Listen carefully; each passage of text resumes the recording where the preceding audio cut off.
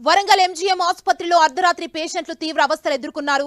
అర్ధరాత్రి సమయంలో హాస్పిటల్లో కరెంటు సరఫరా నిలిచిపోయింది. అదే సమయంలో జనరేటర్ మొరాయించింది. సిబ్బంది ఉరుకులు పరుగులు తీశారు. ఐసీయూలో ఆక్సిజన్ పేషెంట్ల పరిస్థితి ఒక్కసారిగా ఆందోళనకరంగా మారింది. మళ్లీ గంట తర్వాత కరెంటు రావడంతో అంతా ఊపిరి పీల్చుకున్నారు. ఆక్సిజన్ పేషెంట్ల అవస్థలు చూసి కుటుంబ సభ్యులు ఆగ్రహం వ్యక్తం చేశారు. ఇదే అంశానికి సంబంధించి పూర్తి డీటెయిల్స్ మా ప్రతినిధి కుమారస్వామి అందిస్తారు.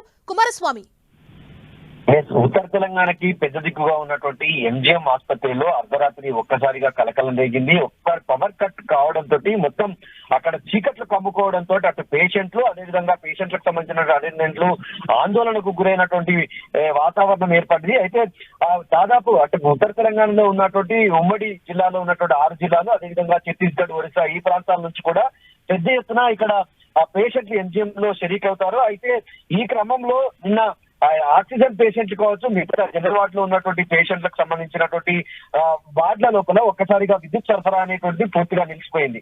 దీంతో ఎంజీఎం లోపల జనరేటర్ వేసి మళ్ళీ ప్రత్యామ్నాయ చర్యలు చేపట్టేందుకు అధికారులు ప్రయత్నించడంతో జనరేటర్ కూడా పనిచేయకపోవడంతో దాదాపు గంట నుంచి గంటన్నర పాటు మొత్తం ఎంజీఎం అధికారులు దిక్కుతోచక ఒక్కసారి ఆందోళనకు గురయ్యారు.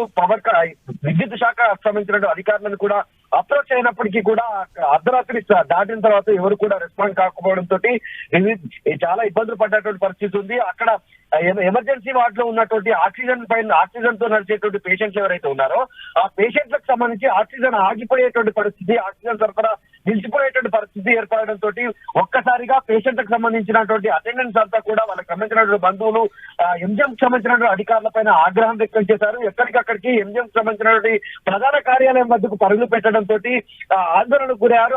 అర్ధరాత్రి ఎంజీఎం సంబంధించినటువంటి సూపరింటెండెంట్ చంద్రశేఖర్ చాలా సమయస్ఫూర్తిగా వ్యవహరించి అక్కడ ఉన్నటువంటి సిబ్బందిని పురమాయించడం, అప్పటికప్పుడు కూడా అంటే విద్యుత్ అధికారులను అలర్ట్ చేయడంతో గంట తర్వాత విద్యుత్ యథావిధిగా సరఫరా అయింది. ఈ నేపథ్యంలో అంతా కూడా ఒక్కసారిగా ఊపిరి పీల్చుకున్నటువంటి పరిస్థితి ఎంజీఎం లో నెలకొంది. అంటే ఎంజీఎం లోపల ఇది విద్యుత్ సరఫరా విషయం అనేటువంటిది తీవ్ర కలకలం రేగినటువంటి వాతావరణం అయితే నెలకొనడం, దానికి సంబంధించి వెంటనే ప్రత్యామ్నాయ చర్యలు చేపట్టడం, జనరేటర్ పనిచేయకపోవడం అనేటువంటి ఆందోళనకు గురి చేసినటువంటి అంశం. Thank you Kumaraswamy.